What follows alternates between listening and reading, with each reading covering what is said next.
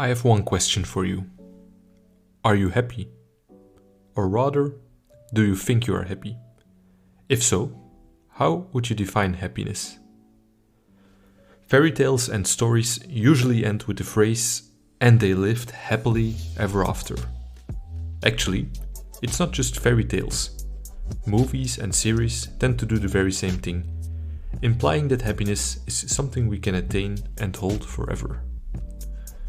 Talking about stories, there is one particular story about happiness I would like to tell. It begins a long time ago, about 2500 years ago, somewhere in Asia. There, a child was born. A prince actually, the son of a great king. And as any good parent, the king wished one thing for his son: to never know any form of suffering. And as you all might know from personal experience, that's quite a difficult task, maybe even outright impossible. To never know any suffering at all seems like something literally out of a fairy tale. But the king had a plan. He made the castle where he lived impenetrable to outsiders, so that the young prince would never know or have access to the outside world. He also gave the young prince many treats and gifts. He even had a personal servant that would grant his every wish. As time passed, the young prince grew into a young man, still unbeknownst to what life looked like in the outside world. He knew no suffering, however, he did feel something else. He felt empty, and he felt bored. His father had given him everything he could have wished for, but nothing could fill the empty void he felt in his everyday existence. So, the young prince came up with a plan. That plan was to escape the palace for one night, and in this night he could venture and see what it was all about in the outside world. One of his servants helped him with this. So, he ventured into a nearby village, and what he saw would change his life forever.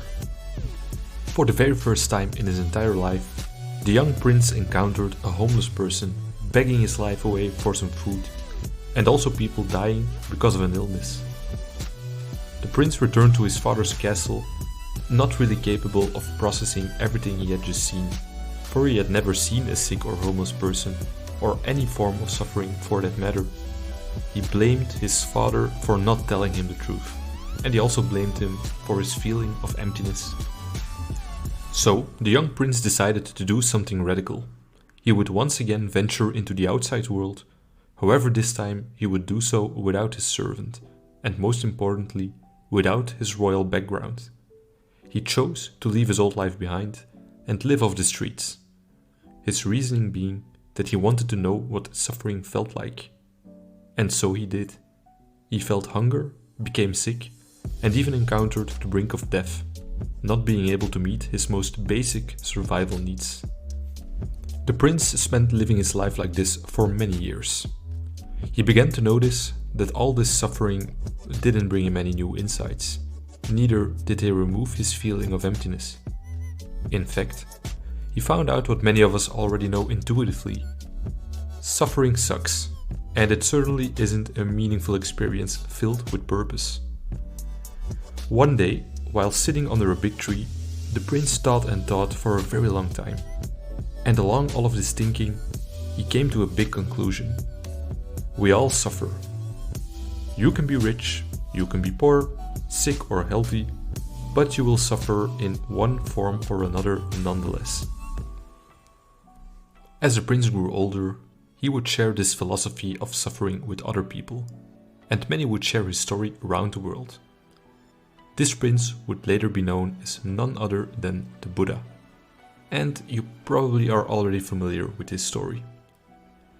Many of our assumptions and beliefs are rooted in a common premise: the idea that happiness follows a predictable pattern similar to solving a puzzle is one of those examples.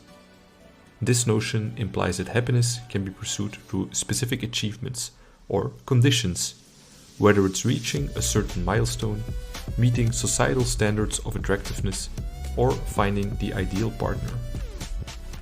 But is happiness then just the absence of suffering, or is there something more profound at play? For the Greek philosopher Aristotle, happiness, or eudaimonia, as he termed it, was not merely a subjective feeling, but rather a state of flourishing and fulfillment derived from living in accordance with our true nature and highest potential. Contrary to the popular notion of happiness as a pursuit of pleasure or the fulfillment of desires, Aristotle believed that true happiness could only be attained through the cultivation of virtue and the pursuit of excellence. In his Nicomachean Ethics, Aristotle posited that humans are rational beings capable of exercising reason and moral judgment. Thus, the path to eudaimonia lies in the cultivation of intellectual and moral virtues that enable us to lead a life of meaning and purpose. There are 4 virtues in particular that are of great importance to Aristotle: courage, temperance, wisdom, and justice. You might recognize these, as they are also known as the cardinal virtues. They are also the 4 virtues found in Stoic philosophy. The goal in achieving eudaimonia requires finding a middle ground, which results in achieving the virtue. For example, courage is the mean between cowardice and recklessness, while temperance is the mean between indulgence and austerity. It's about finding this middle ground. For Aristotle, a happy life is a virtuous life, and a virtuous life is a journey of continual growth. But what if we don't find happiness in pursuing this virtuous life, as Aristotle would call it, or in avoiding suffering, like in the story of Buddha? Enter the work of Viktor Frankl. According to Frankl, happiness is not something that can be actively pursued, it must ensue. Or in Frankl's own words, to the European, it is a characteristic of the American culture that again and again one is commanded and ordered to be happy. But happiness cannot be pursued, it must ensue. One must have a reason to be happy. Once the reason is found, however, one becomes happy automatically. As we see, a human being is not one in pursuit of happiness, but rather in search of a reason to become happy. Last but not least, through actualizing the potential meaning inherent and dormant in a given situation." End quote.